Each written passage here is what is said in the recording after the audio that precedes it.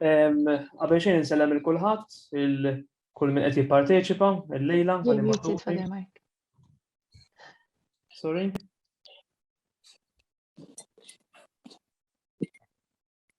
Tajjeb, inkomplu mexxin. Mela, insellem il-kulħadd u jiena Father Mark, id-delegat tal-Isqof Anton Tawdex biex niftehmu, dak li għandu x'aqsam maż-żgħażagħ nejn fit-tmexxija tal-KDZG u għal darb'oħra qegħdin nagħmlu din il-kollaborazzjoni bejn l-MCYN u l-KDZG. Din darba għandna Ripple mill-ġdid u sejrin nitkellmu ftit fuq id-tbatija, questioning suffering, u sejrin impoġġu ftit taħt il-lenti tagħna id-tbatija. Ovvjament din it-tema ġib magħha ħafna mistoqsijiet u x'hekk. U diffiċli ssib risposta li tikkuntentak ħanidwa kif inhi. Hekk id-tbatija hija parti integrali ħafna minn ħajjitna u hekk minkejja li nafu li bla tbatija qisu m'hemmx il-vera ferħ u l-vera mħabba, xorta waħda nippruvaw nevitawha. Imma tevita kemm tevita dejjem tiġri warajna. Illum ser ikollna min imexxina lil Joseph Chapparo, xejn biblista, lecturer, u ser jaqsam ma' naħsibijiet tiegħu fuq din it-tema. Hekk imdawwal mill-Antik Testament, mill-Ġid Testament, dak li għallimna Ġesu.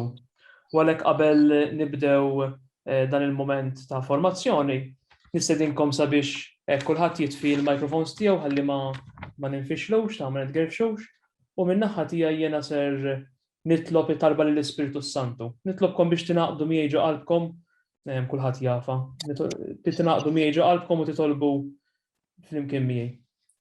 Spiritu qaddis li ħlaqtna, ejja lil moħħda u lilna, imla bil-grazzja tiegħek il-qlub li int ħlaqtilna.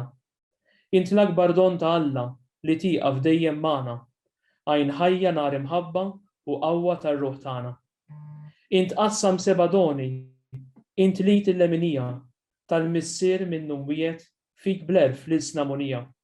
Ixxel id-dawl is-sensi, kebbes il-qlub l-imħabba u saħħaħ dan ġisimna mill-mart li fih jitrabba.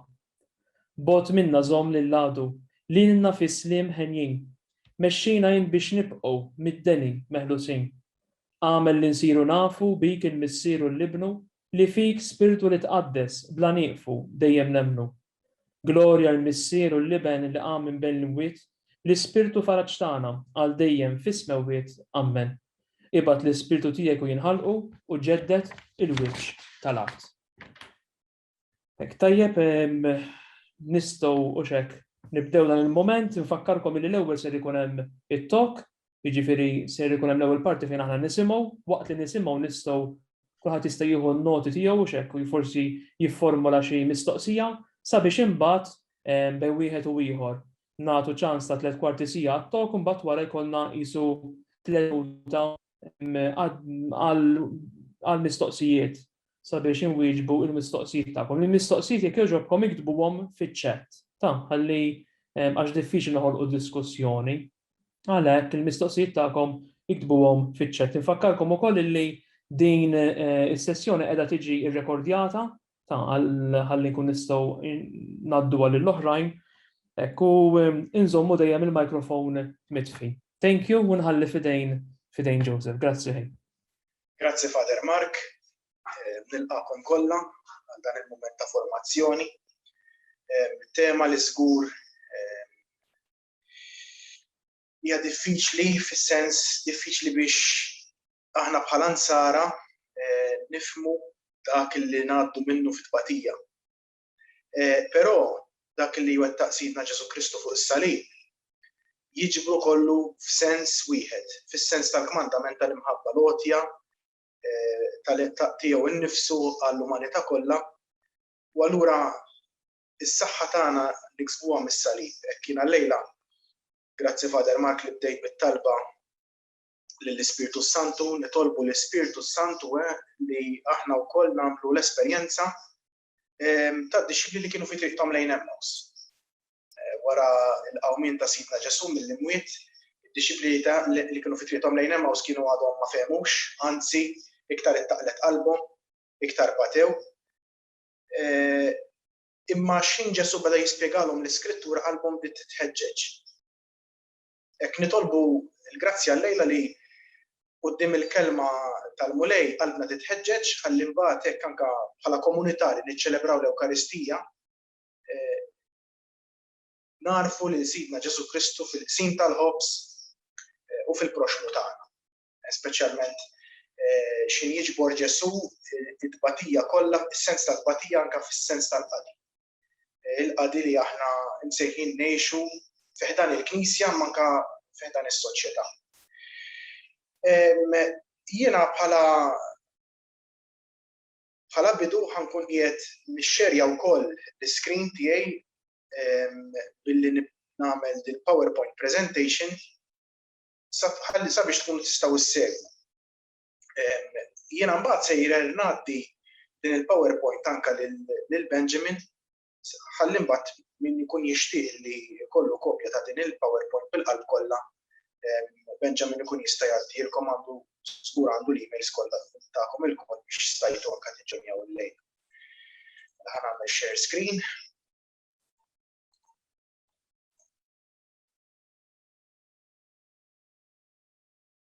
U sejjer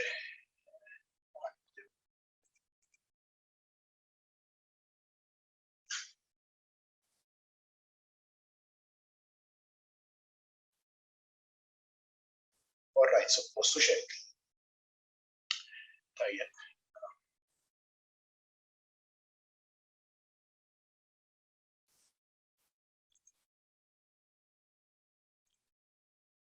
Tajjeb.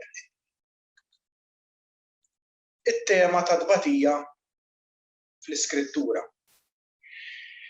It-tema ta' tbatija niltaqgħu magħha sa mill-ewwel paġni tal-Iskrittura. Ġifieri m'hemmx għalfejn nidħlu ħafna nqalbu ħafna l-paġni tal-Iskrittura malli niltaqgħu mal-esperjenza umana tista' tgħid li niltaqgħu ma' tbatija.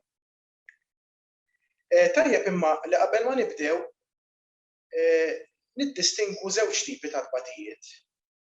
Żewġ tipi ta' tbatijiet li niltaqgħu magħhom fl-Iskrittura, imma niltaqgħu magħhom fl-Iskrittura fundamentalment għaliex l-Iskrittura hija l-esperjenza tal-bniedem illi Alla jidħol fl-istorja tal-bniedem u tibda din l-istorja tas-salvazzjoni. Allura l-esperjenza biblika hija l-esperjenza tal-ħajja ta' kuljum, l-esperjenza biex ngħidu hekk umana. U kull meta nħarsu lejn il-ħajja umana niltaqa' ma' żewġ tipi ta' tbatija. Għandna t-tbatija li hija man-made, dik kienet slide number 1, hija stampa li hija ħafna suġġestiva. Sitwazzjoni tista' tkun sitwazzjoni ta' gwerra, tista' tkun sitwazzjoni ta' diżastru, u dan għandna dan ir-raġel li qed ibati probabbilment għandu ritratt tal-maħbubin tiegħu hemmhekk. Hekk hija slide li titfana fir-realtà tal-uman li qed ibati. U kif kont qed ngħid, fil-ħajja umana tagħna niltaqgħu ma' żewġ tipi ta' tbatija. Għandna man-made suffering, it-tbatija li tiġi minħabba id-dnub tal-bniedem, minħabba l-egoiżmu tal-bniedem, minħabba l-konflitti, u hawnhekk għandna eżempju ċar ta' man-made suffering hija pereżempju l-gwerra. Imma mhux biss. Anke meta l-bniedem fl-egoiżmu tiegħu jiddeċiedi li jagħmel xi tip ta' vjolenza fuq ħaddieħor, jiddeċiedi li jisraq, jiddeċiedi li ovvjament jista' jkun li l-bniedem jiddeċiedi li jisraq għax għaddej minn sitwazzjoni ta' tbatija u nnifsu. U allura naraw li anke man-made suffering, tbatija umana li hija kkawżata mill-uman, tista' tkun qiegħda tbatija li letteralment qiegħda tiġi perpetwata, jiġifieri qiegħda tgħaddi minn persuna l-oħra anke mill-istess natura ta' tbatija. Pereżempju, xi ħadd li kellu trobbija diffiċli, dik it-trauma li jibqa' jġorr fit-tfulija, fl-adolescenza u mbagħad la jsir adult, tista' twasslu biex imbagħad jagħmel azzjonijiet li joħloq tbatija fuq ħaddieħor. U allura naraw iċ-ċirku ta' tbatija li qed jintiret bażikament minn ġenerazzjoni għall-oħra. Din xi ħaġa li naraw anke fil-Bibbja speċjalment fl-ewwel paġna tal-Iskrittura. U mbagħad għandna dak li jiena għażil li nsejjaħlu accidental suffering, li hija dik id-tbatija li għaddi minnha kull bniedem fil-kors tal-ħajja naturali tiegħu. Tista' tkun marda pereżempju, tista' tkun diżastru naturali bħal pereżempju terremot jew xi tip ta' arar. Imma tajjeb li ngħidu wkoll li l-accidental suffering tista' tkun anke riżultat ta' man-made suffering. Pereżempju, jekk qed nitkellmu minn arar jew minn ċerti tipi ta' diżastri naturali jistgħu jiġu minħabba l-egoiżmu tal-bniedem li wassal għall-isfruttar tal-ambjent illi mbagħad konsegwenza hekk wassal għal dan id-diżastru partikolari naturali. Għalhekk tajjeb li niddistingu dawn iż-żewġ dbatijiet, l-Iskrittura ovvjament titkellem minnhom it-tnejn għaliex kif għedt l-Iskrittura tindirizza id-dbatija konkreta fil-ħajja umana. Id-dbatija u x-xogħol. Il-mistoqsija tiġi weħda għaliex aħna ħafna drabi max-xogħol norbtu xi tip ta' dbatija. Pereżempju, il-fatt li jkollok xogħol jibes u allura niftakru f'dak li Alla jgħid lill-Adam bl-għaraq ta' xbinek inti tiekol il-ħobżna ta' kuljum. Allura x-xogħol huwa xi tip ta' kastig ta' Alla, ix-xogħol huwa tip ta' sofferenza, xejn affattu. L-Iskrittura mqazza fil-fatt titkellem minn Alla li mbierek bħala il-ħalliem. U aħna il-bnedmin bħala il-kreaturi ta' dan il-ħalliem. Speċjalment jekk naraw Ġenesi kapitlu 1 u anke kapitlu 2 il-ħolqien tal-bniedem, naraw li Alla li joħloq il-bniedem b'mod speċjali, speċjalment fl-ewwel rakkont Ġenesi kapitlu 1, ipoġġi lil Alla Alla jpoġġi lil bniedem fil-ħolqien bħal daqs li kieku l-ikbar kapolavur tiegħu u hekk hu. U f'dan il-kapolavur li Alla jpoġġi fl-Eden, Alla jagħti lil dan il-kapolavur missjoni. Lill-bniedem li huwa l-ħlejqa ta' Alla jistiednu li jkun kreattiv, Alla huwa l-kreatur, dak li joħloq. Imma l-kreatura hija mistiedna li tkun kreattiva, aħna l-bnedmin, l-umanità hija mistiedna li tkun kreattiva sabiex nipparteċipaw minn l-opra tal-ħolqien ta' Alla. Hekk hu din hija sabiħa immens, toħroġ teoloġija sabiħa li minnhom mbagħad joħroġ it-tagħlim anke soċjali tal-Knisja f'dak li għandu x'jaqsam max-xogħol. Li aħna bħala umani, l-kreaturi ta' Alla, nipparteċipaw mill-kreattività ta' Alla meta nkunu kreattivi. U allura x-xogħol huwa l-mod prinċipali ta' kif l-umanità tkun kreattiva. U aħna nafu li Alla ħalaq lill-bniedem fuq xbija tiegħu.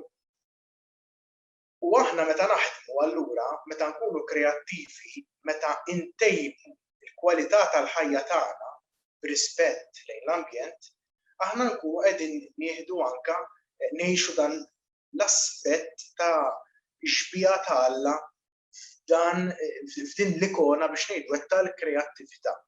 Ovvjament il-bniedem mbagħad insejjaħ biex ikun xbija ta' Alla b'mod eċċellenti meta speċjalment fiż-żwieġ fil-familja kif hija deskritta fil-ewwel kapitli tal-Ġenesi, il-bniedem huwa msejjaħ biex ikun xbija ta' Alla fl-imħabba.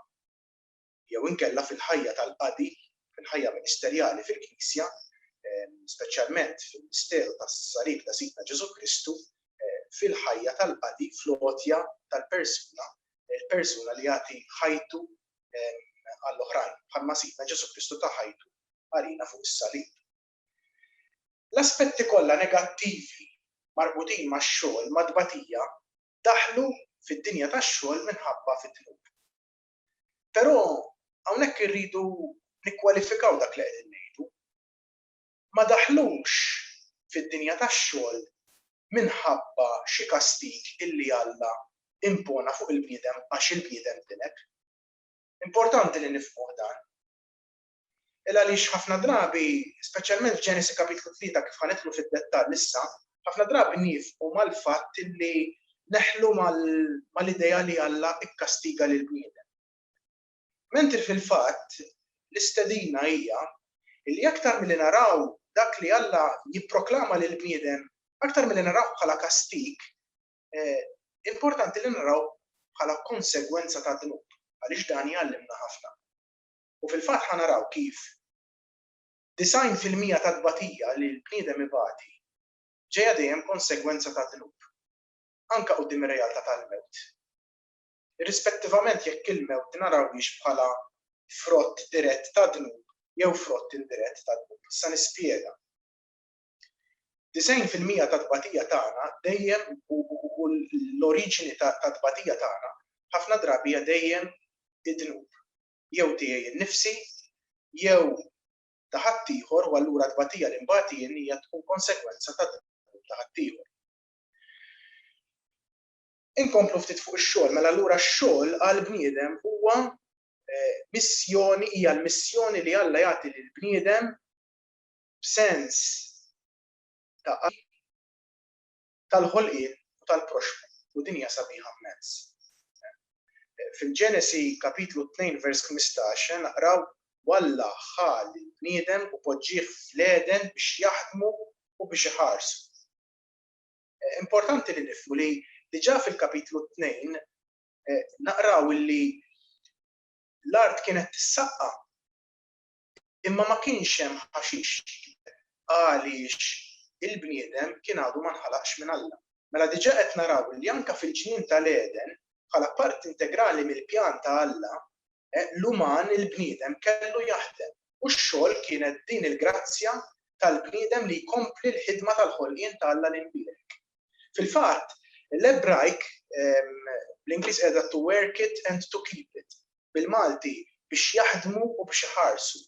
L-Ebrajk dawn huma żewġ verbi li huma tekniċi ħafna u importanti, speċjalment il-kelma ħidma l-avoda hija l-kelma tipika tas-servizz tas-saċerdoti fit-tempju. U tajjeb li ngħidu li l-awtur sagru li kiteb kapitlu l-ewwel ftit kapitli tal-iskrittura tal-Ġenesi kien minn fost is-saċerdoti jgħidulna l-istudji kritiċi. Ġifieri żgur il-kliem li l-awtur sagru qiegħed jażlu b'mod tekniku biex juri din il-missjoni sabiħa u profonda li l-bniedem għandu. Ix-xogħol huwa servizz lejn il-proxmu u lejn il-ħolqien. Fil-fatt, l-Eden jiġbor fih l-uman imma anke dak li huwa krejat. U mbagħad għandna l-verb xamar, il-verb li fil-kuntest militari jfisser li inti tħares, li inti tassess, tħares u tipproteġi. Għandna dak is-salm sabiħ immens. Jekk il-mulej ma jibnix id-dar għal xejn jitħabtu l-bennejja, jekk il-mulej ma jħarisx il-belt għal xejn jisar l-assis. Għandna dan is-sens illi l-bniedem fil-missjoni tiegħu, fil-ħidma tiegħu ta' kuljum fix-xogħol, għandu din il-missjoni illi iservi jaqdi lill-proxmu u lill-ħolqien u jħares lill-proxmu u lill-ħolqien. Fil-fatt, din il-missjoni narawha traduta b'mod dirett meta Alla l-inbierek jistaqsi lil Kajin fejn uħuk Abel. U Kajin b'mod traġiku jwieġbu ma nafx, mela jien il-ħarris taħija.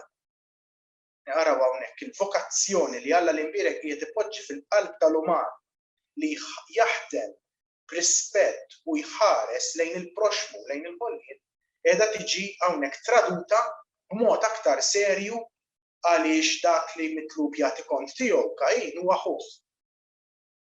Demmu u għadi. Hekk quddiem din ir-realtà naraw illi id-dnub isir is-sors ta' kull tbatija li għandha l-oriġini tagħha fl-uman. U biex nifhmu dan, ma rridux immorru l-bogħod. Irridu naqraw il-kliem ta' Ġenesi kapitlu 2 vers 25. Huwa vers li ħafna drabi jaqbżilna, ħafna drabi naqrawh u ma nħarsux lejn id-dettalji profondi u sbieħ illi dan il-vers jikkomunikana. U tnejn li huma kienu erwini, iżda huma ma kinux jistħu. Tgħiduli x'għamlu partikolari, x'għandu speċjali dan il-vers. Min jaf kemm il-darba smajnieh jinqara speċjalment fl-ewwel qari ta' xi tieġ, il-koppji jħobbu jażlu ħafna dan it-test. U min jaf kemm il-darba jaqbżilna din il-frażi li jien naf nimmaġinaw forsi lil Adam u Eva bil-werqa jew mingħajr werqa. Mhijiex kwistjoni l-aħwa li nimmaġinaw l-era fiżika biss. Hawnhekk l-awtur sagru b'mod ġenjali imma fuq kollox għax imnebbaħ mill-Ispirtu Santu qiegħed jagħtina viżjoni psikoloġika profonda ħafna. It-tnejn kienu erwini. Xi tfisser l-era fl-Iskrittura? L-era fl-Iskrittura hija użata l-aġġettiv erwien hija użata biex tiddeskrivi l-art li hija deżert jew l-art li mhijiex protetta. Li l-art li m'għandix swar madwarha, l-art li m'għandix allura il-protezzjoni militari. U nafu li belt illi mhijiex massa hija vulnerabbli għall-attakk. U dak appuntu li tfisser l-era nakedness fil-Bibja li tkun vulnerabbli.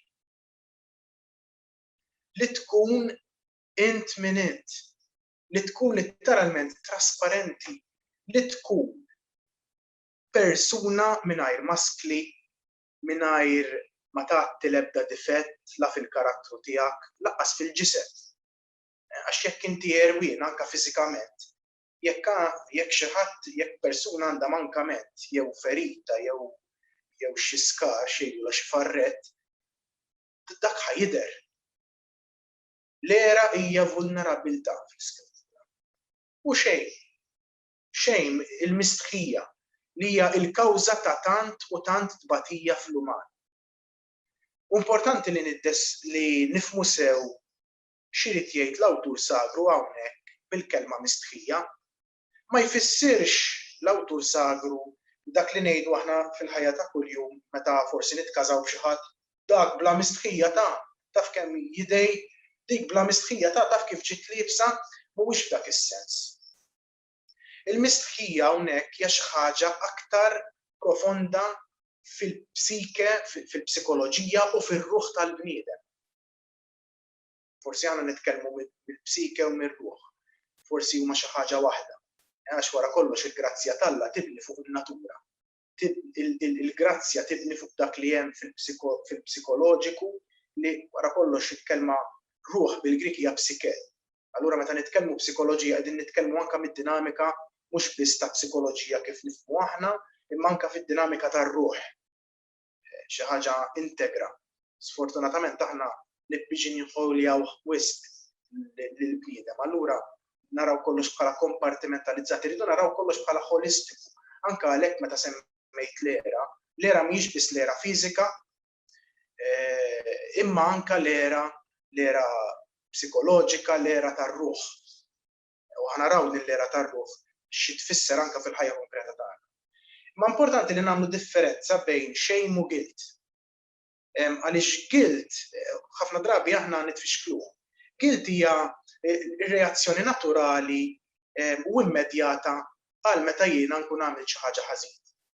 Jien naf, pereżempju, ma nidħolx għal Zoom meeting tal-lejla għaliex kelli problema teknika. Inħossni guilty jien, min-naħa l-oħra ma kellix kontroll fuqha. Allura nitlobkom skuża u dik l-iskuża ġeneralment tkun ġenwina għax vera jkun iddispjaċini. Shame, il-mistħija hija xi ħaġa totalment differenti fis-sens illi shame hija xi ħaġa li aktar tiġi li hija ġeneralizzazzjoni li tiġi internalizzata. Reazzjoni li tidħol fil-profond tal-qalb tagħna u fil-profond ta' ruħna. Pereżempju, nidħol tartat Zoom meeting tagħna x'kelli problema teknika, mbagħad nibda ngħid imma jiena m'iniex tajjeb, jiena m'iniex tajjeb għal dan ix-xogħol, jiena ddiżappuntajthom dawn min jafx qed jaħsbu fuqi. Imma araw dan il-proċess ta' ħsieb kemm qiegħed ikabbarhom l-affarijiet.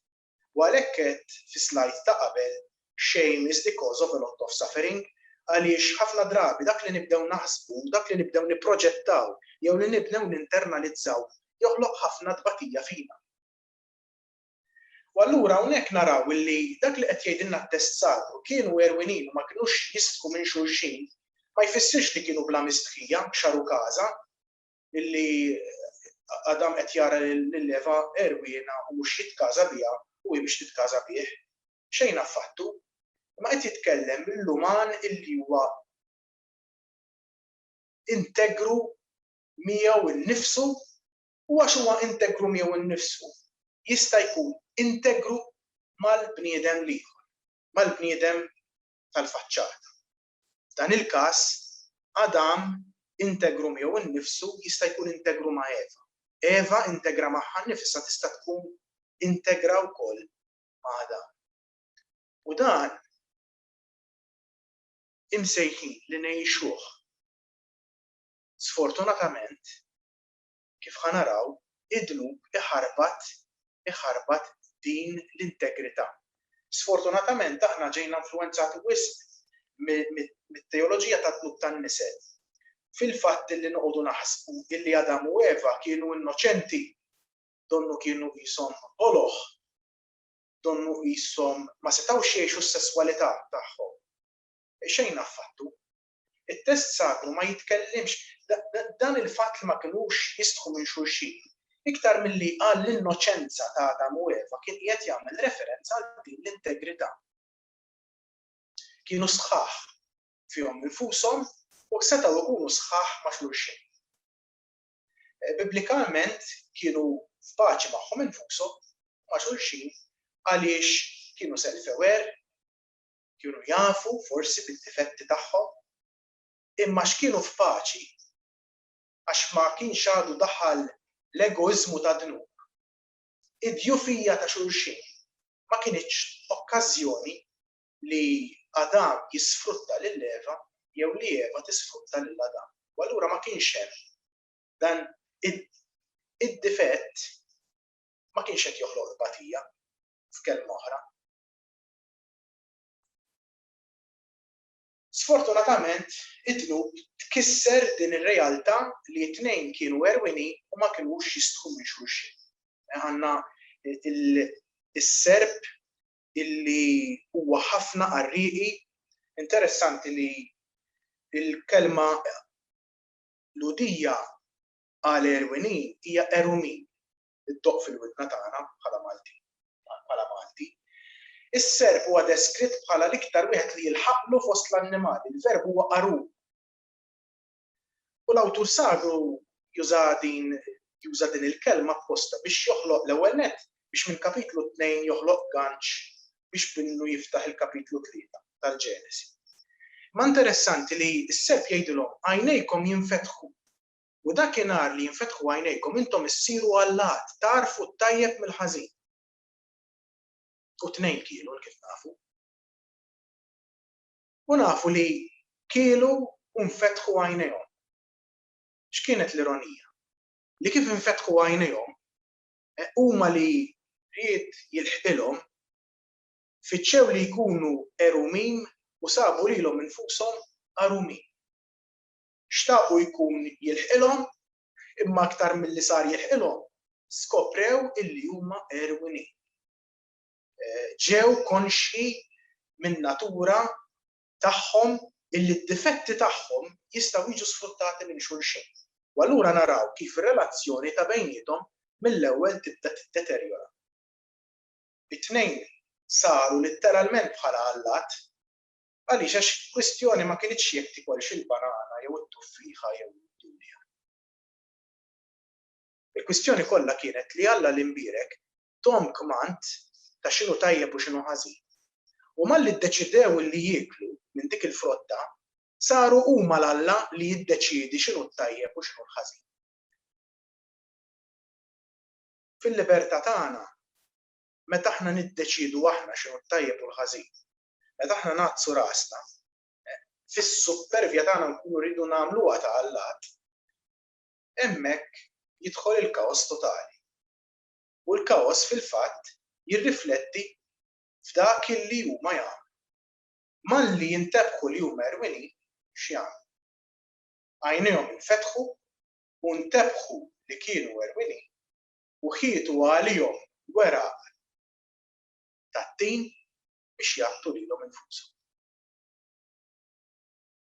Xi traċedja. Ma nafx hekk għadx kellkom l-opportunità illi jew l-isfortuna li tmissu il-ħalib li joħroġ meta taqsmu xi zokk tat-tina jew taqsmu l-werqa. Ma li taqsam il-werqa toħroġ il-ħalib. Anke ġieli meta tat-tina mis-siġra tara dik id-dema ħalib li toħroġ.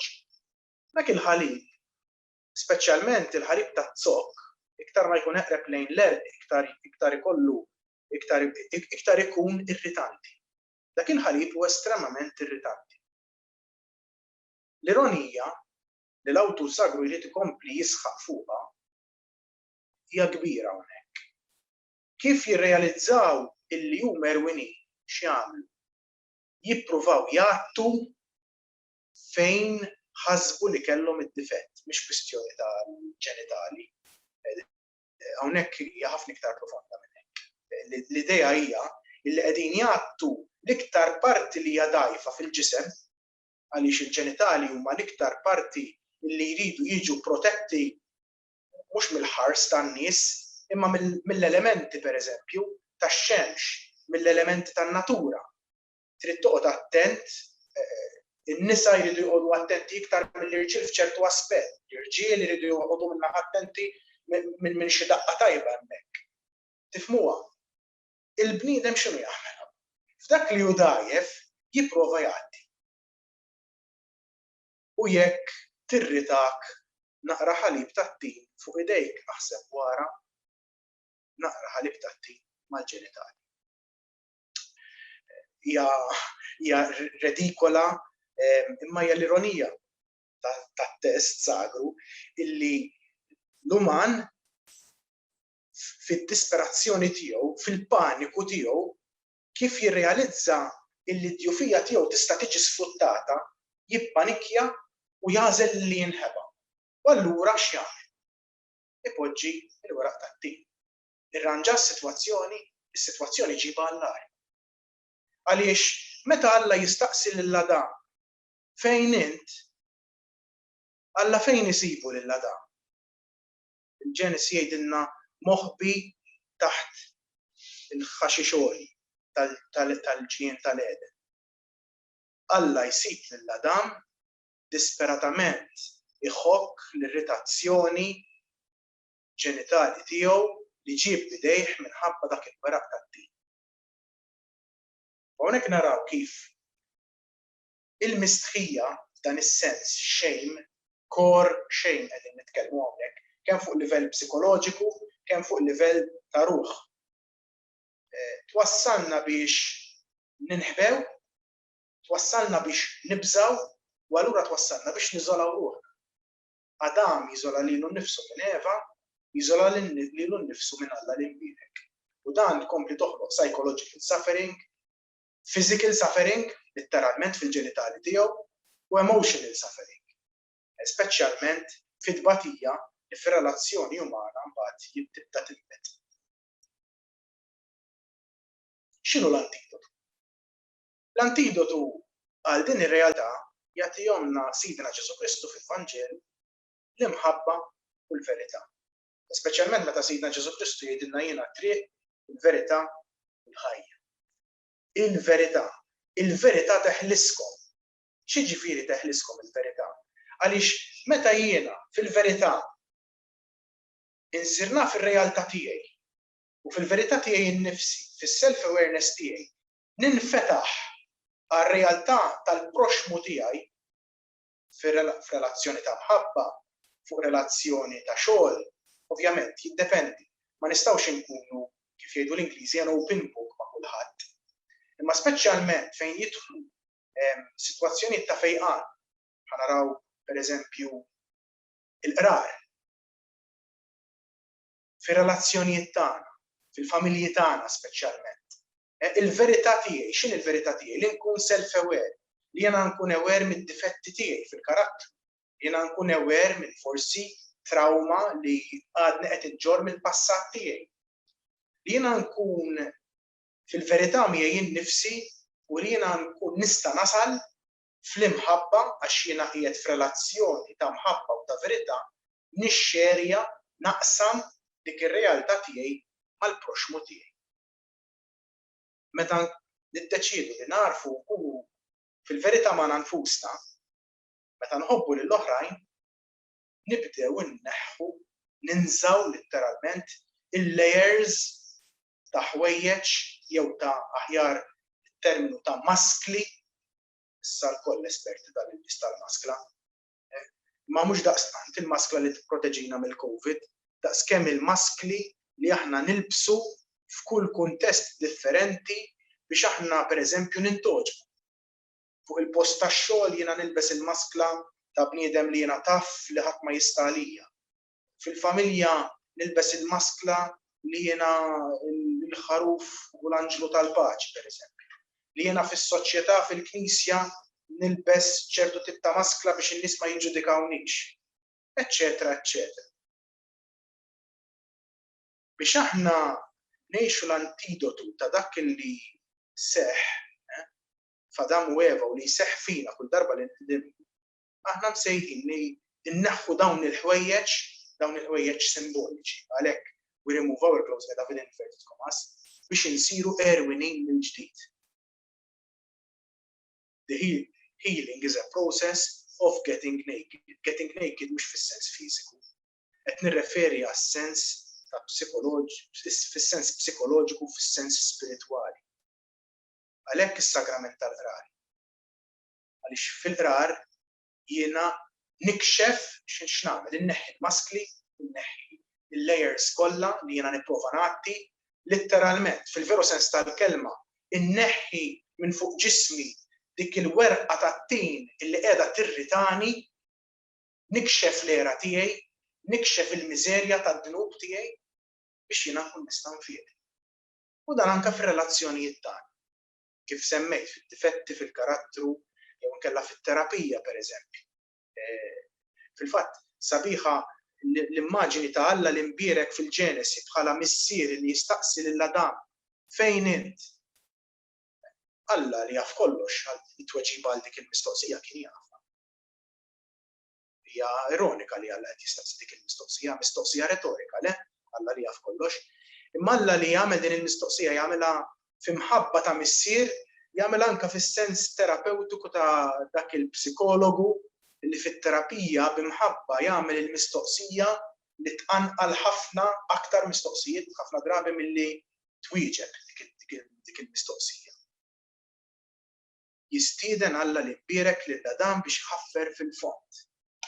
L-istedina hija li anke aħna nħaffru fil-fond ħalli nagħmlu din ir-reversal tat-traċed.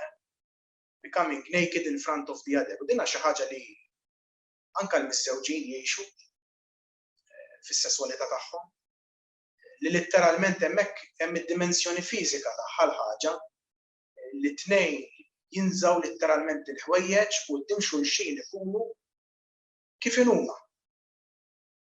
Bid-difetti, bit-tajjeb, dak li hu inqas tajjeb, u dak li jgħixu fiżikament ovvjament iridu jkunu diġà għexuh qabel psikoloġikament u spiritwalment. Għalhekk il-promiskwità sesswali li timmarka d-dinja tal-lum mhijiex espressjoni ta' dan, anzi, hija perverżjoni ta' dan li qed nimmeditaw illejla flimkien. U fil-fatt, ħafna drabi is-sesswalità x'qed issir iktar milli triq għal fejqan, għax anke s-sesswalità hija din it-triq għal fejqan, illi it-tnejn il-koppja litteralment bħala Adam u Eva jsiru erwinin u ma jkunux jistħu minn xulxin. Hija din it-triq għal fejqan. Illum is-sesswalità ħafna drabi tiġi mgħixha bħarba minn dan kollu. għal xi hemm tbatija u qiegħda twassal għal aktar u aktar tbatija. Kif semmejt fis-sagrament tal-qrar dan ngħixuh b'mod aktar profond għaliex nikxfu l-iktar layers profondi u sigriti fir-ruħ tagħna meta aħna letteralment quddiem is-saċerdot li jirrappreżenta l-Sidna Ġesu Kristu, aħna qegħdin inkunu vulnerabbli u f'dik il-vulnerabilità nirbħu l-mistħija, din ix-xejn, din il-kor xejn. Il-gilt hija importanti għax il-gilt twassalna biex nersqu għas-sagrament tal-qrar. Is-sagrament tal-qrar mbagħad huwa dak is-sagrament li jfejjaq fina id-dnub għax ovvjament jinħafrilna d-dnub imma anke l-effetti tiegħu. Din il-mediċina li tgħinna nirbħu din il-kor xejn. Alla jikkastiga hija espressjoni sfortunata, speċjalment bil-Malti aħna għandna dak il-proverbju misħud Alla ma jħallas bin-nar tas-sibt. Imma it-tbatija mhijiex xi punishment, xi kastik li Alla jagħti lill-bniedem. It-tbatija hija konsegwenza naturali ta' din. Interessanti għaliex dan jidher anke f'dak li Alla jipproklama lill-Adam u lill-Eva meta jgħidilhom dak illi kienu ħajkunu l-konsegwenzi ta' dnub. Ħafna drabi nifhmuhom aħna bħala Alla li qed jikkastiga lill-bniedem, imma xejn affattu.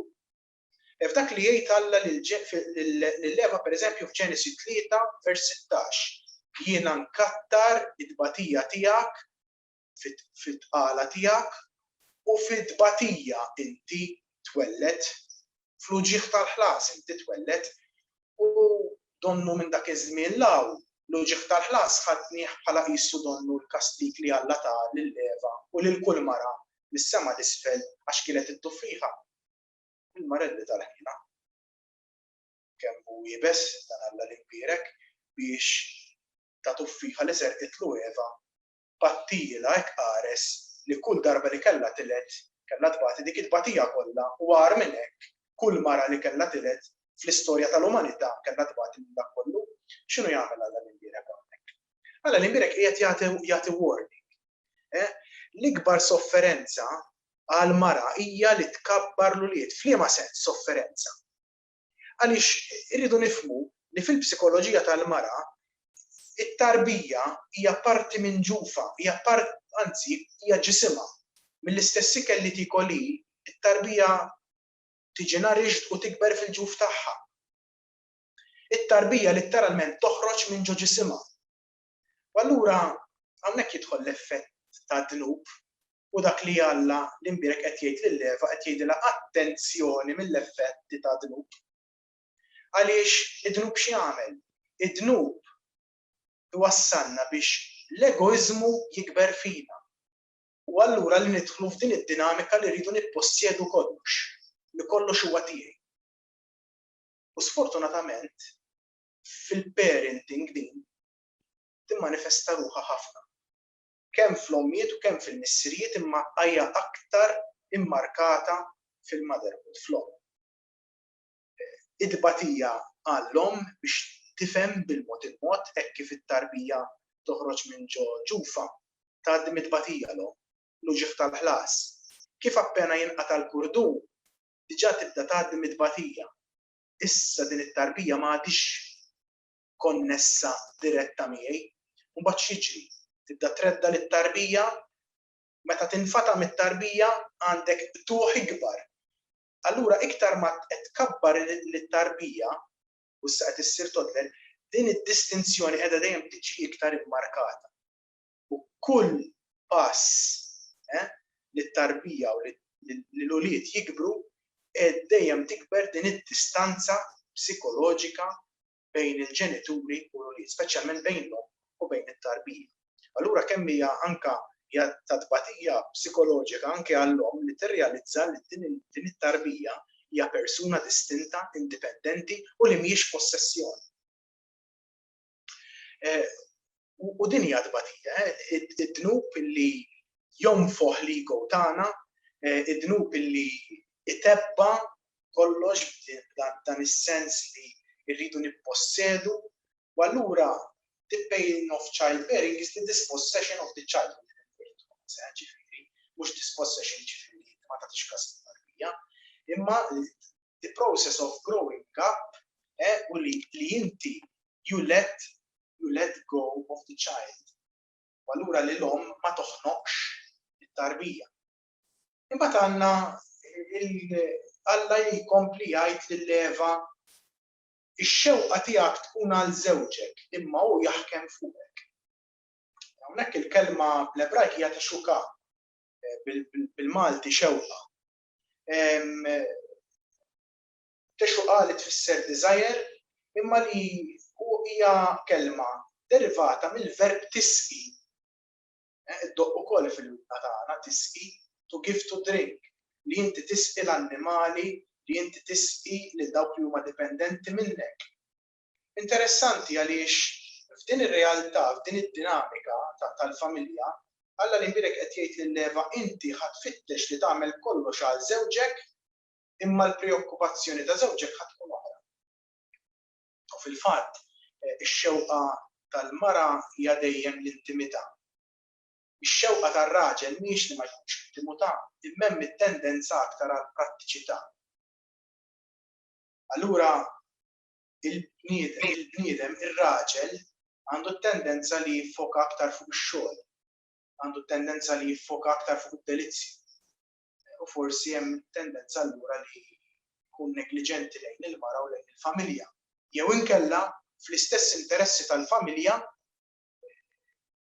ikun negliġenti lejn il-familja biex jaqla l-għejxien tal-ħajja ta' kuljum.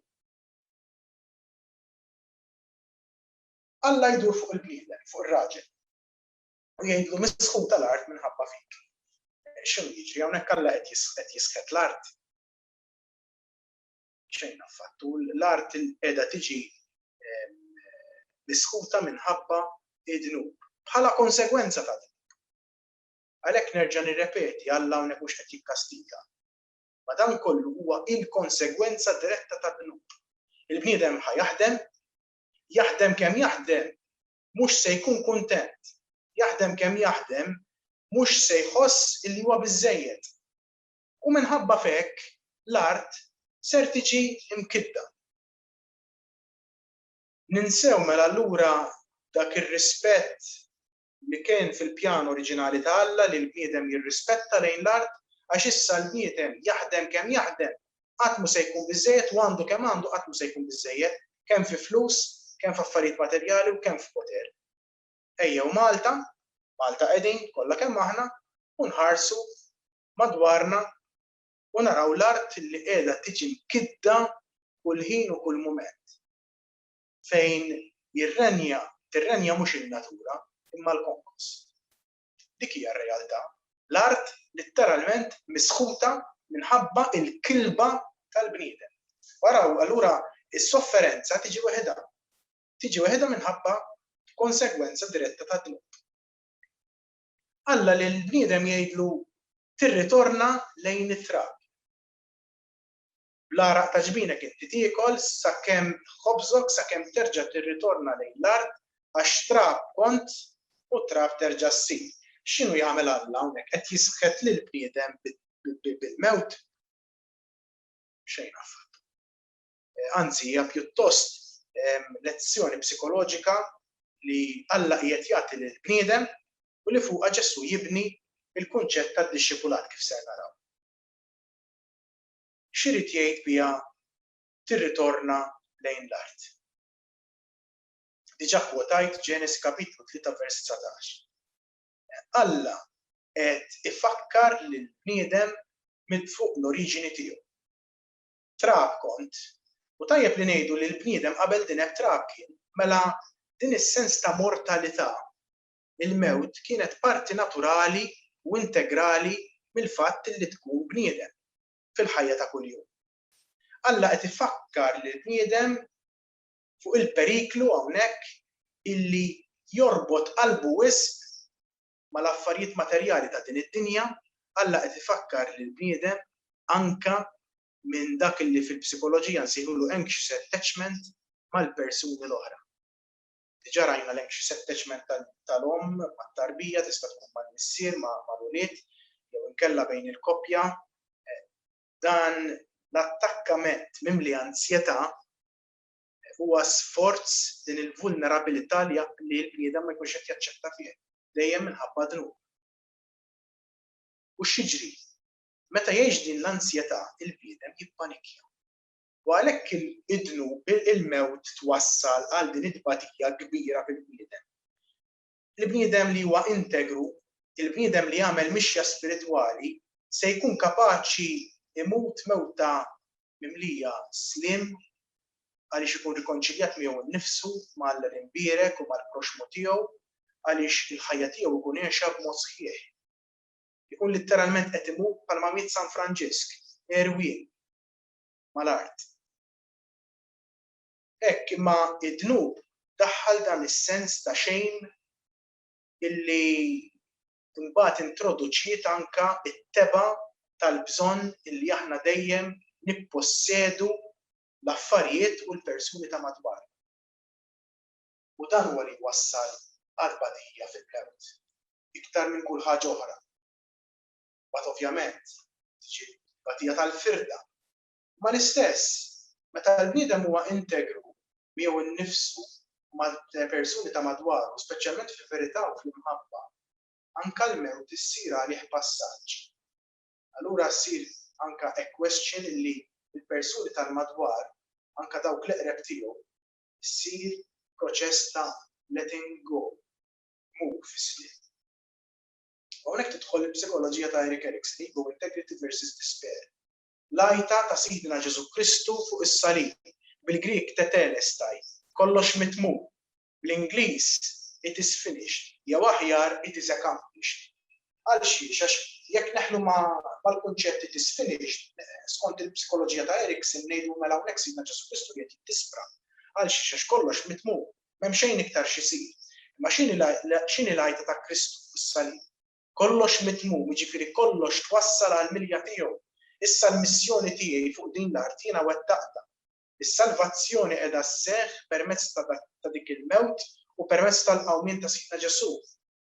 Il-bniedem integru illi jkun kapaċi jinża erwien f'kull sens u jintegra lilu nnifsu, ikun kapaċi jirritorna lejn it-trab b'mod ħafna paċifiku, sew miegħu innifsu, sew magħla l-imbierek u sew ma' dawk ta' madwar. Hekk donnu Alla qed jgħid lil Adam attent, se tbagħti ħafna għaliex ħatkun trid tippossedi kollox, trid tkun tippossedi lil uliedek, trid tippossedi l-art, flus, poter, semmi li trid. U minħabba dnub ħatkun dejjem trid iktar. You will want it all, you will want it now. Famuża diska tal-Queen. I want it all, I want it now.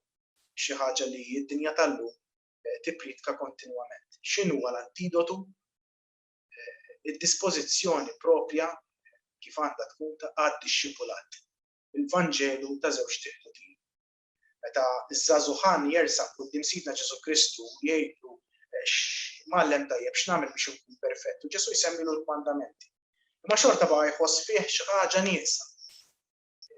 Dan ili nħarsu minn mindu kont tfal. Ġesu jgħidlu ħaġa waħda jonqsok. Mur bih kull m'għandek wa tieħed foqra, jkollok teżor fis-sema, imbagħad ejja u imxi warajja. Vanġelu jkompli r-rakkont jgħidilna u dak il-żagħżugħ telaq qalbu b'sewda għaliex kellu post ta' ġid. Forsi aħna neħlu mar-radikalità tal-fatt ta' dan il-Vanġelu, huwa Vanġelu radikali bid-darba welf. Ġesu li qed jitlob dixxipulat radikali. Imma r-radikalità ngħixuha anke jekk ma nbiħħux letteralment il-ħwejjeġ tagħna kollha u dak kollu li nippossedi.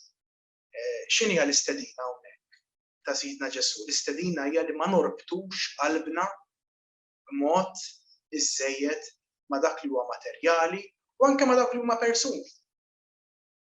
Tiftakru dak l-episodju meta wieħed imur biex isegwi lil Ġesu jgħidlu Mallem, ħallini l-ewwel immur nitfen lilhom lil missier. Ġesu jdu jfuq u jgħidlu ħalli l-mejtin jitlu l-mejtin tagħhom. X'inhu s-sens? Is-sens huwa li id-dixxiplu la jista' jorbot qalbu ma' persuni u laqqas jorbot wisq inqas qalbu ma' affarijiet materjali. U f'din ir-realtà, id-dixxiplu allura jirnexxielu jibda jirriversja din id-dinamika li naraw li l-bniedem f'dak li kollu li jkun irid jippossedi jispiċċa biss biex ibati. Bħalma Alla fetaħ għajnejn Adam meta qallu l-araq ta' ġbienek inti tiekol, l-art tkun misħuta minħabba fik għaliex il-kilba tiegħek tibqa' qatt ma tilħaq il-binja tagħha. Ovvjament it-tbatija tilħaq ukoll tingħata sens fil-Vanġeli permezz ta' Sidna Ġesu Kristu f'dak li Ġesu jwettaq fl-aħħar ċer. Ġwanni kapitlu 13 vers 1 li kien ħabli tiegħu li kienu fid-dinja ħabbu mal-aħħar. X'jiġifieri ħabbu mal-aħħar? Dak il-ħabbu mal-aħħar ma jfissirx li Ġesu qed iħobbu mal-aħħar darba, donnu qisu Ġesu qed jgħix farewell party. Ħabbu mal-aħħar jiġifieri iktar minn hekk ma setax iħobbhom. U kif ma setax iħobbhom iktar minn hekk? Ġwanni jgħidilna billi ħasslilhom saqajhom. U dan Ġesu jiġbru kollu fil-vrus li jikkonkludu dan ir-rakkont. Meta Ġesu jgħidulhom tafu x'għamiltilkom, intom issejħuli li Mallem u l-Mulej u tgħidu sewwa għax hekk jien. Mela hekk jien li l-Mallem u l-Mulej ħsiltilkom saqajkom, hekk għandkom intom taħslu saqajn xulxin. Mbagħad ikompli Ġesu jissiġilla dan id-diskors issa li tafu dawn il-ħwejjeġ ħenjin intom jekk tagħmluhom. Allura is-sens ta' sagrifiċċju, is-sens anke ta' tbatija li anke jekk tista' tkun tbatija li mhijiex ġejja minħabba ħadd ieħor imma hija tbatija li n-natura tal-ħajja tipprovdilha. L-isfortuna tal-mart, l-isfortuna tad-diżastri naturali, aħna kollha nsejħulhom sfortuni dawn.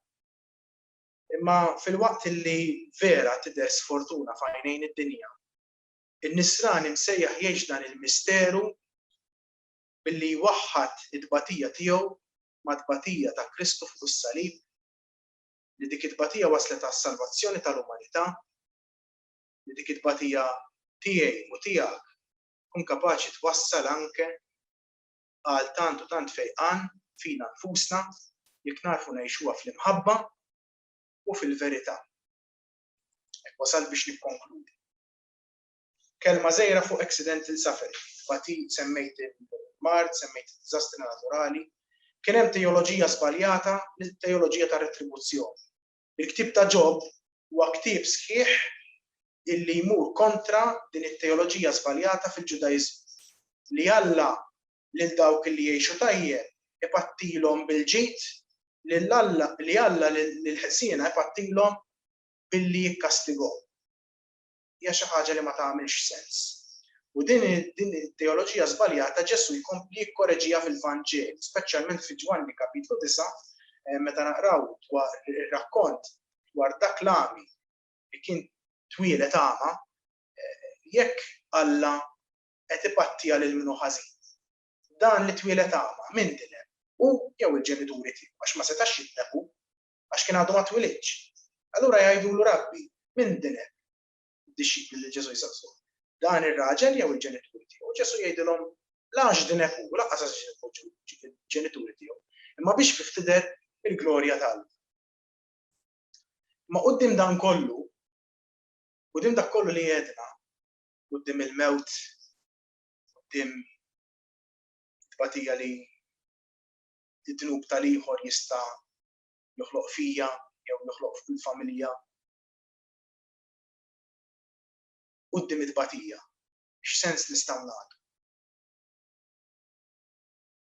Nista' jiena quddiem it-tbatija nibki u ninej u forsi anke saħansitra nirribella. Hekk semmejt il-kliem illi bih jagħlaq Ġesu l-Ministeru tiegħu fil-Vanġelu skont San Ġwan. Tetelestai, kollox huwa metmum. vera.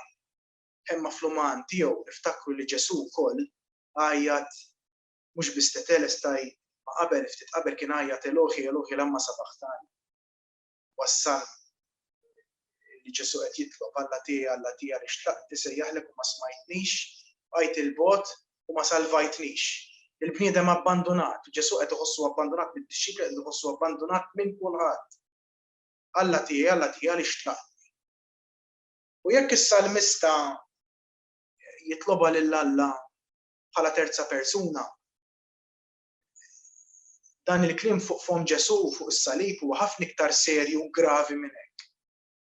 Għax mhijiex iktar għajta ta' terza persuna, imma hija l-għajta tat-tieni persuna tat-Trinità lill-ewwel persuna tat-Trinità li ben lill-Missier. U allura quddiem it-tbatija tagħna tibqa' dejjem leġittima l-għajta u l-karba Alla tiegħi li xtlaqt. Leġittima għaliex Sidna Ġesu Kristu għajjata. U hekk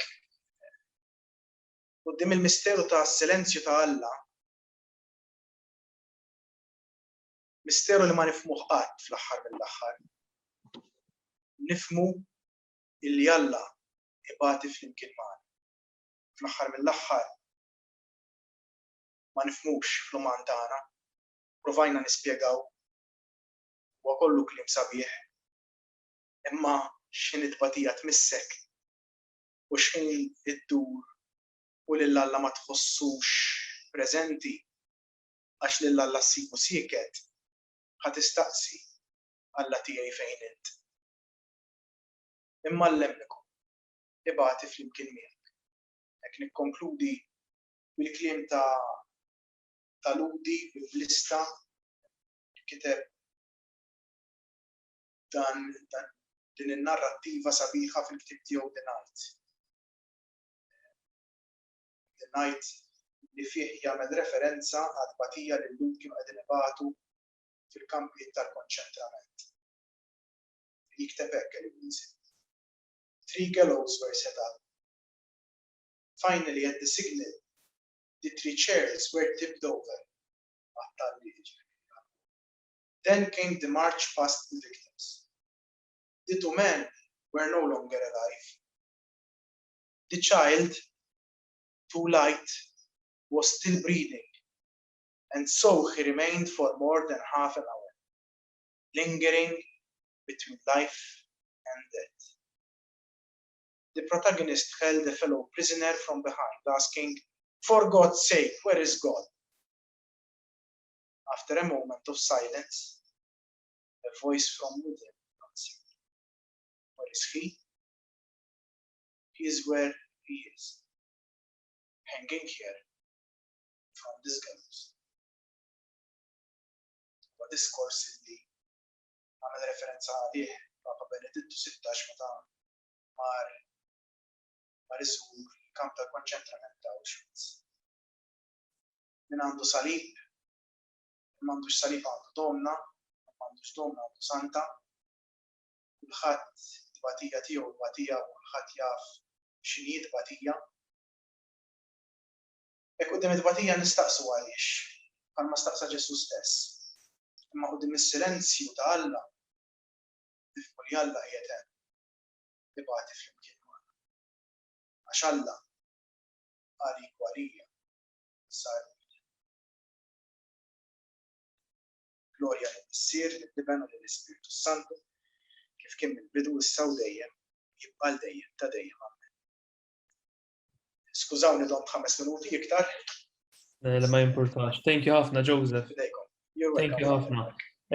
Nistieden issa kulħadd min jixtieq illi jagħmel xi mistoqsija jista' jiktibha fiċ-chat, jiena in the meantime kun nista' ngħidha insomma Joseph jista' jara wkoll jista' jirrispondi hu stess biex hekk għall-mistoqsijiet.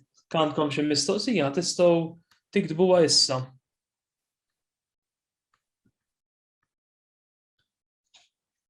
Tiddejqu xejn tistaqsu. Tiddejqux, eżatt. In the meantime, jiena nisemek titkellem, Joseph, kont qed naħseb ftit fuq d-tbatija li anke nikkawżaw aħna xi drabi.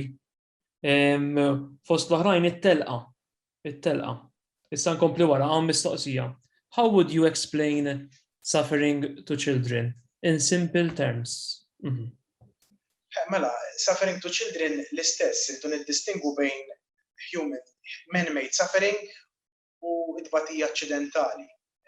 Man-made suffering ħafna drabi ġieli anka trauma illi in-natura normali tal-familja taf twassal lit-tifel jew lit-tifla biex jgħaddu minnha. Pereżempju mewt fil-familja. Tista' tkun trauma għat-toddler għat-tifel jew it-tifla li mbagħad ikollha riperkussjonijiet iktar il quddiem. Jista' jkunu ħafna sitwazzjonijiet jiġifieri ta' man-made suffering, imma mbagħad hemm id-batijiet tal-mart u l-istess hemmhekk imbagħad tiġi l-mistoqsija. Għal xiex din it-tarbija u mhux dik.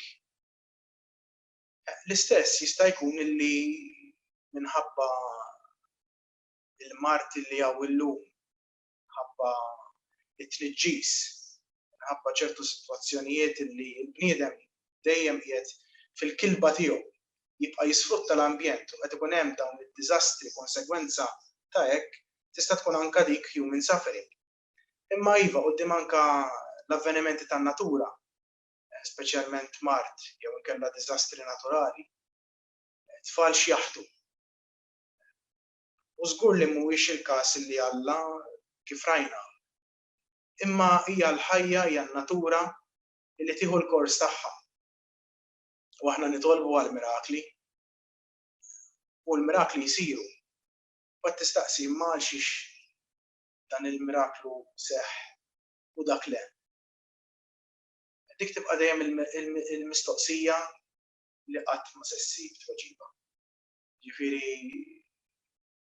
naħseb l-unika tweġiba u konsolazzjoni għal bniedem hija li Kristu jbagħti mal-uman, Alla jbagħti mal-uman fi Kristu fuq is-salib, Kristu li mid-darba għal dejjem, mid-darba għal dejjem għad-dnub. Avveniment li seħ darba għal dejjem fidwa għal kulħadd. Quddiem dik ir-realtà fil-tbatijiet ta' Kristu naraw it-tbatijiet ta' kull wieħed waħda minnha. Fit-tfal tibqa' dejjem jibsawx. U fil-fatt għalhekk għalaqt dik ix-xena makabra ngħidilha jien mill-ktieb ta' Elie Wiesel jew Wiesel. L-iktar li bata minnhom dawk it-tliet ikkundannati kien it-tifel. Għaliex l-oħrajn kienu adulti u fit-tagħlieqa ma batewx. It-tifel għax kien iktar ħafif, kien jiżen inqas. Din nofsija jissieret bejn il-ħajja u l-mewt.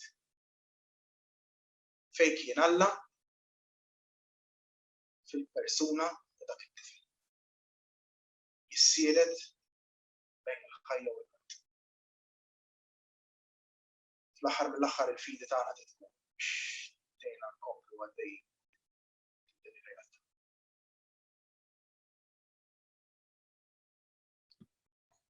Tajjeb hawn mistoqsija oħra imma intbatet lili.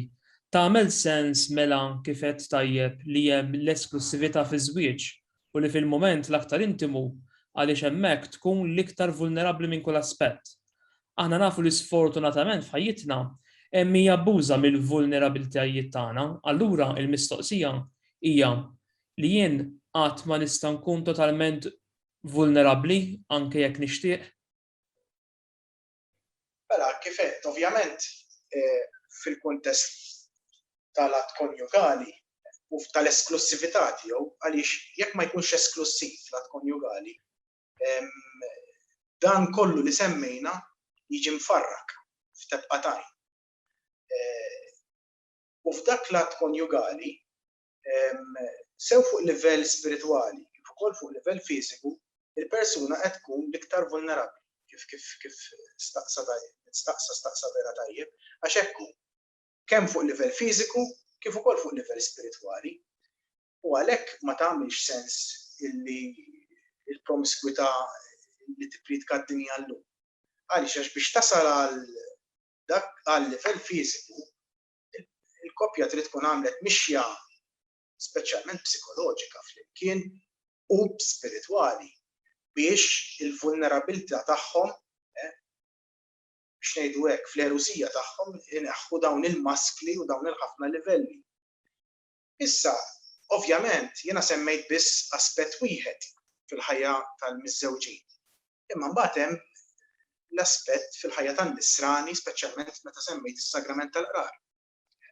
Din li jiena nkun totalment vulnerabbli meta jiena nneħħi dawn il-maskli, meta jiena nneħħi dawn il-ħwejjeġ li qegħdin jastruni fis-sens tal-weraq tad-din letteralment li qegħdin jirritawni u jiena nikxef id-dnub tiegħi biex jinħafirli u biex anke jinħafruli l-konsegwenzi ta' dan. Kif nemmnu aħna li jseħħ fis-sagrament tal-qrar. Konsegwenzi ta' dnub li din il-kor xejn, pereżempju. Imma hemm diversi livelli, pereżempju anke fil-livell tat-terapija psikoloġika.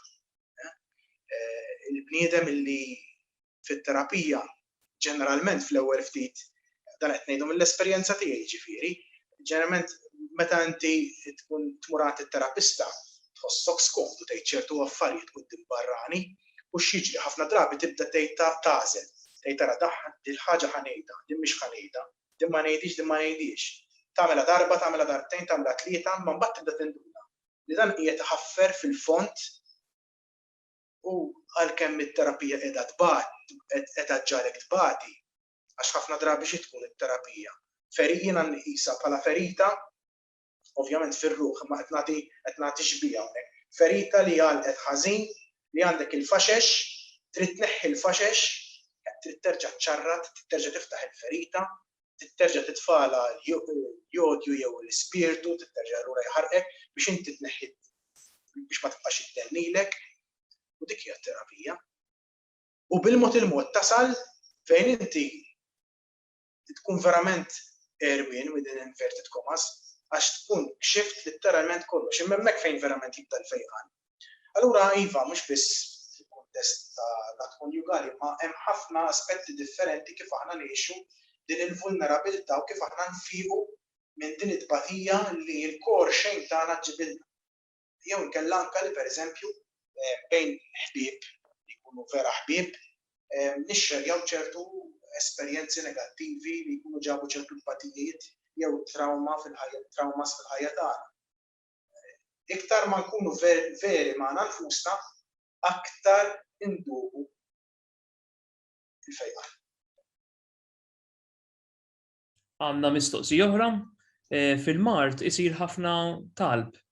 Ġieli jsir fejqan u ġieli le. Allura kif tispjega meta ngħidu dak ifieq għax kellu ħafna talb u ieħor ma fieqx? Mela, naħseb hawnhekk irridu noqogħdu ħafna attenti.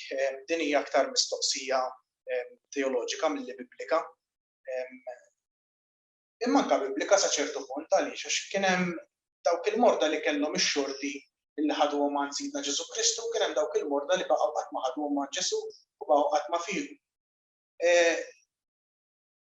Alla jagħżel għax dak għal xi xfier u din ma fiqitx. Naħseb jien iktar milli nifqu ma' dawn il-mistoqsijiet illi għax ngħidwa kif inhi tweġiba qatt ma ħajkollha. Ġifieri din hija xi ħaġa li fil-fidi tagħna irridu ngħixu. Il-misteru ħajibqa' dejjem hemm. U nippruvaw nagħtu tweġibiet u nippruvaw nduru mal-lewża, beating around the bush kif jgħidu l-Ingliżi. Għaliex dak fieq u din ma fiqitx. Alla l-imbierek fil-providenza tiegħu il-fidi tagħna tgħidilna ra illi kien ħajoħroġ iktar ġid milli dik il-persuna ma tfiqx milli mill-oħra. U din xi ħaġa li ma ngħidux aħna biss, manka fl-ispiritwalità Buddista jgħidu kollox għandu il-flow naturali tiegħu, dak li għandu jiġri u dejjem għal ġid għaliex meta nħarsu lura l-Ingliż ngħidu with hindsight tirrealizza li xi tip ta' ġid ħareġ. Naħseb dik hija fundamentalment l-esperjenza ta' Mosè fuq il-muntanja Sinai. Tafu x'għamel Alla lil Mosè fuq il-muntanja Sinai? Kixiflu l-warrani. Qed ngħidha mhux tonta ċajta. F'Eżodu kapitlu 32 m'iniex sejjer żball, skużawni, Mosè jitlob lil Alla biex jara lil wiċċu. U Mosè jgħidlu, u Alla jgħidlu jiena ngħaddi minn ħdejk fis-selħa tas-sur, imma wiċċi ma tarax għax ħadd ma jista' jara lil Alla u jibqa' ħaj. U jgħidilna u hemmhekk toħroġ it-teoloġija tal-posteriora dej, il-warranijiet ta' Alla, it-teoloġija tal-warranijiet ta' Alla. X'inhi għaddi t-test sagru jgħidilna Alla għadda u ħeba lil Mosè fis-selħa tas-sur u kif Alla għadda u neħħa jdejh Mosè ħareġ u ra l-warranijiet ta' Alla. The back and the lower back. U dik hija l-ironija tal-ħajja. Fil-Bibja din tispikka ħafna. Fil-mumenti ta' tbatija lil Alla ma narawx. Imma meta nħarsu lura, għalhekk semmejt il-hindsight, narraw il-warranijiet ta' Alla. Mela jekk jiena rajt il-warranijiet ta' Alla, ifisser illi għadda minn ħdejja. Mela jfisser li kien ħdejja. X'in kien ħdejja ma stajx narah. Imma kif għadda u ħarist u rajt daru, rajt il-warranijiet tiegħu, nirrealizza li kien ħdejja. U semmejt l-ironija tal-iskrittura ma tieqaf qatt, anke fl-esperjenza tal-patriarki pereżempju. Abraham Alla wedu l-art, Abraham Alla wedu uliet daqs ir-ramel ta' xatt il-baħar u daqs il-kwikeb tas-sema. Alla lil Abraham wedu relazzjoni. Meta miet Abraham x'kellu minn dawn kollha? Daqs ir-ramel ta' xatt il-baħar u daqs il-kwikeb tas-sema. Iben wieħed kellu, Iżak. Ejja ngħidu tnejn ħansemmu lil Ixmael. U mill-art imwiegħda kollha x'kellu Abraham? Il-qabar li xtara biex fih dinfen lil martu u li fih kien ser jindifen jekk jidfnuh. Allura x'jibqalu? Jibqalu bħal Abraham ir-relazzjoni intima ma' Alla l-Impierek.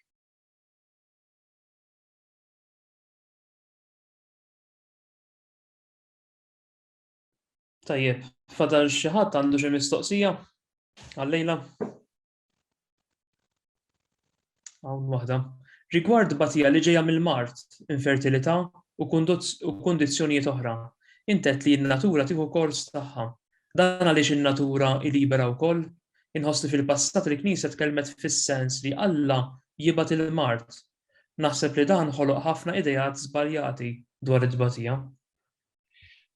Naħseb iktar mill-Knisja id-devozzjoni u l-għarfien popolari tal-insara illi wassal biex inħarsu lejn Alla li jibgħat il-mart. Fil-fatt mill-ħajja ta' kuljum semmejt proverbju jien.